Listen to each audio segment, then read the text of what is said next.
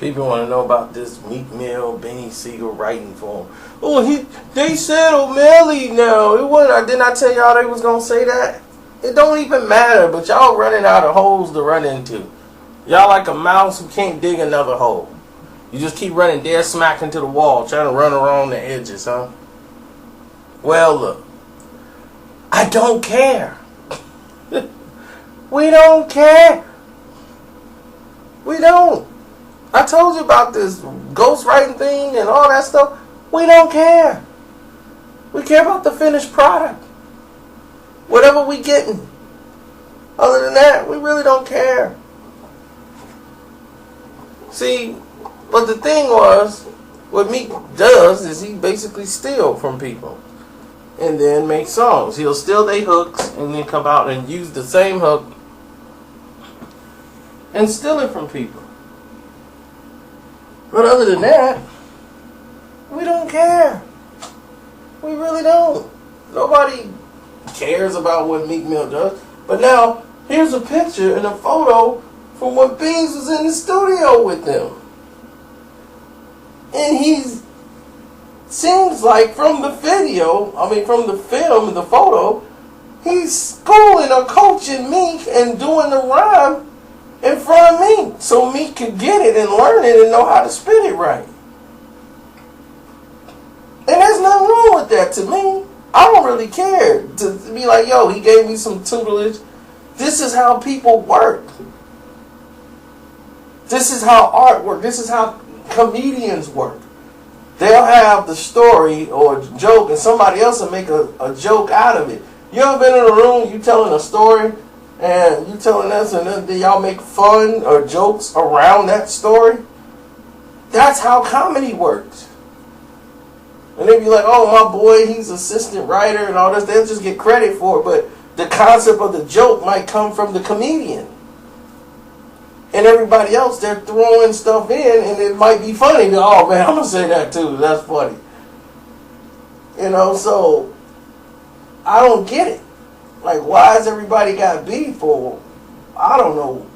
It's just, to me, it don't make any sense to be worrying about who wrote the song and all this. It just makes him look like the hypocrite because he reacted off social media and went at Drake the way he did about ghostwriting and writing a song and trying to destroy Drake with it when he's guilty of it, just like a lot of the other artists are.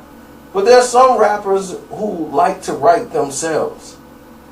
Like a lot of people be like, oh man, we'll talk about Nas, man. See, Nas had Dance Presidents and he had just such. They was all writing for him. And I said, well, look, this is how it works, brother.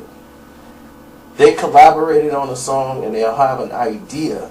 Nas can write his rhymes based on the idea. And that's why he normally don't have features on his songs unless they're in the studio and they know what's going on. Because if you listen to songs like Accidental Murderers, you just an accident murderer, and then Rick Ross is on there, you can tell Rick Ross he sent in his verse to the music. He wasn't in that studio because the verse he sent in does not go along with the song whatsoever. It just don't. Nas is telling a story about accidental murders. His verse don't even go with the theme of what's happening with the song. So it sounds out of place because it is out of place. This is the way Jay-Z and R. Kelly recorded Best of Both Worlds. And that's why it became Best of a Disaster. There's no continuity with any of the music.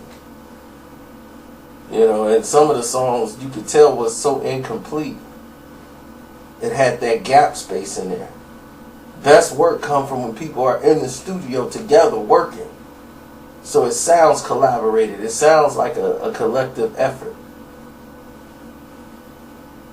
Like when Wu-Tang record, all the group is in there and they all rhyming to the beat and they using things.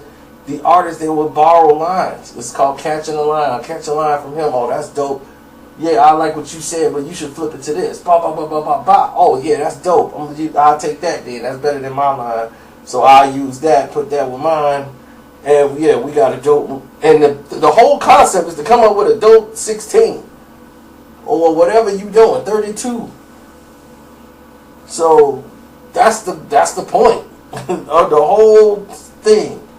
And everybody like, man, Wu-Tang was so tight, so dope. Yeah, because you have all those creative minds in there working.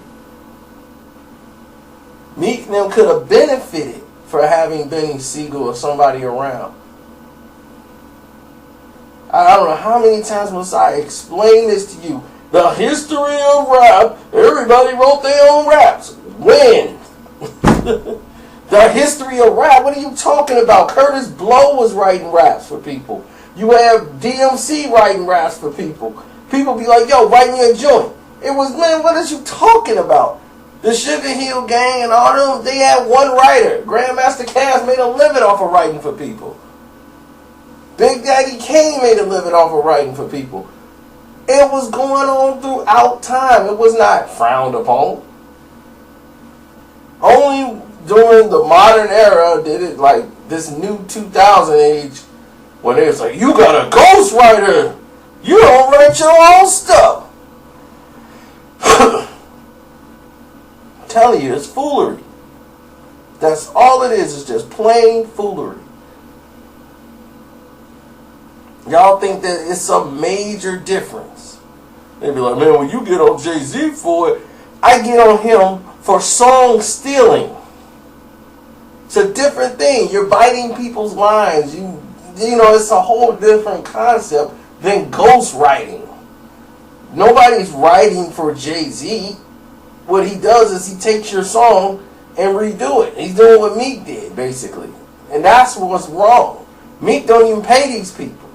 He don't give them no feature. He don't give them no shout out. He don't give them no likes or nothing. He just take their stuff and be like, they too small to do something about it. That's wrong. Y'all don't get that? And all you little idiots from Philly, if y'all quit trying to defend Meek by just saying you riding another man's genitals, is that your only defense? You don't have a thought? What's your defense to him doing that? Not one of you have addressed that. Why is he stealing songs from other people? Why is he stealing his rap style from other people? All y'all gonna say is, no, he isn't. Then why does he have the same sound, the same words, same title as the other song? He didn't even have the decency to change the name of the song. Stealing from the underground. Because they too small to do something about it. But y'all supposedly support rap and real hip hop. Support that. It's wrong. Every day a star is born. Everybody named Mama know. That's J. Cole's song. Come on. That's J. Cole's song. That's not Jay-Z. But what Jay does is be like, yo, I'm going to borrow that. And you know what I'm going to do? Because you're not out yet and you're not established. I'm going to put you on as like featuring J. Cole. You know, so people going to be like, oh, who's J. Cole? And if my name's on it, it's going to become a hit. Because if you put it out right now, nobody's going to really give it any fire. But yeah, it's a dope concept. But if I say it, it's gonna be even bigger because I'm from a different plateau. I'm looking out of a different window. So I could talk about all these other people, you know, and clap for them. You know, they made it. You know, it's different from me. Where you're coming from like a fan perspective. I'm coming from somebody who's at the top of the game, looking back through the window at these artists. You know, it's just something. Let me know what you want to do. You know, so he basically ain't had nothing to do but to go along with that plan. I mean, Church in the Wild. You think that's Jay-Z, Church in the Wild? Come on. Lights off the lips of a priest. Come on. What's a king to a God? What's a God to a non-believer? You don't believe it. That's a Jay-Z song? Come on. Let's be real. Now, that's just how it goes. That's the part of the business that gets swept under the rug and whatever. While one guy gets mega rich and the other person that gets some money.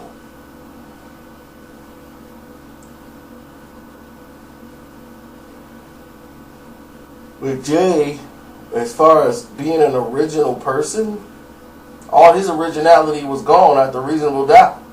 He was done. There was no more originality out of him. He became formulaic, and everything else he had to borrow from somebody to get the style and and go from there. Because he was out of it. It's like, I'm out of juice. That's why he was talking about retiring. He was going to retire at the Volume 2. He was like, I'm done. So, there you go there. Now, let's continue with what we were talking about with the ghostwriting situation. A lot of y'all look at it and say, oh wow, this ghostwriting thing is going out of hand and Meek writes his own rhymes. He don't need a ghostwriter. See, this is the thing y'all don't understand. Y'all think like Meek Mill is still like he's broke in the crib and he's hungry and he's got to go out and get it. He's got money now. Might be Nicky's, but he got it. He got money. So now you got money. You got cousins and people you're taking care of. You in Miami. You doing with Nicki. You're not in the studio like you used to be. 24/7 working. You're not sitting there with your crew talking about some, I'm hungry, I got to get this, how this sound. They all got to kiss your butt. So ain't nobody going to tell you something suck. So you surrounded by a bunch of yes men because you got the money, so you the best thing in the world, and you feeling like the big man, but now you don't even know what to say no more. Your rhyming then fell off because you're not surrounded by anybody that's dope no more. You're not surrounded by these LMC. You done burned a lot of bridges with people just by the beef you had with Drake. And on the low, you really want that beef squashed. But it can't get squashed because your mentality is messed up. See, I know what was said and why the beef didn't get squashed. Because you got too much stupidity and pride. You care about social media too much. And all y'all little Meek Mill fans, y'all can't even talk to him because he didn't cut y'all off too. Can't even go and text him or nothing on Instagram. That's what he think of y'all. You can't even say, hey man, congratulations, we supporting you. You fighting for a guy who ain't fighting for you. He said, you know what, I'm blocking all my comments. Why? You don't have thick skin? Well, it's obvious, right? He don't have thick skin. He's weak. Weak-minded person. Very shallow, female-ish. All these beefs he's been in, it's been over some real feminine stuff. Nothing solid.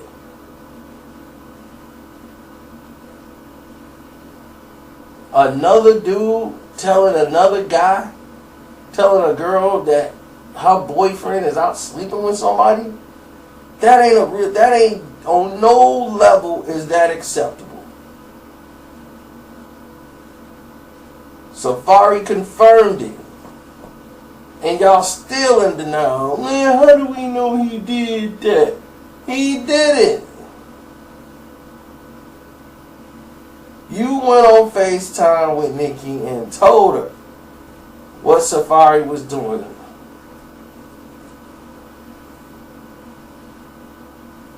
That's foul.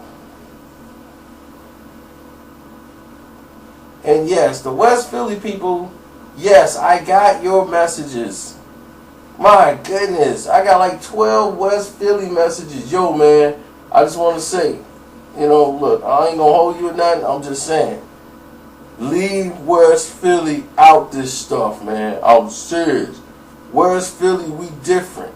We don't even F with them North niggas. So, I guess West Philly don't mess with North niggas, so. I guess they wanted that to be known throughout the world. So there we go. No more West Philly emails. Thank you. Gosh, it's crazy. Believe me, this whole weekend and the last 5-6 days have been nuts with emails and messages of all over the same subject or something else didn't happen. And now Game then went and put out a video where he went to some projects in like Baltimore where Freddie Gray was killed. He gave some money to the kids and showed some love. And that's always cool. But he was there filming another part of his video. And now Philly people talking about they want to beat up the biker dude. And I'm like, he's one of y'all bikers, man. Leave him alone. I'm quite sure he got some money. Y'all wasn't giving him any. Go pop a willie to that. It's like, man, leave him alone. Y'all threatening to hurt him, man. That's all he talking about. These dudes is ridiculous out here.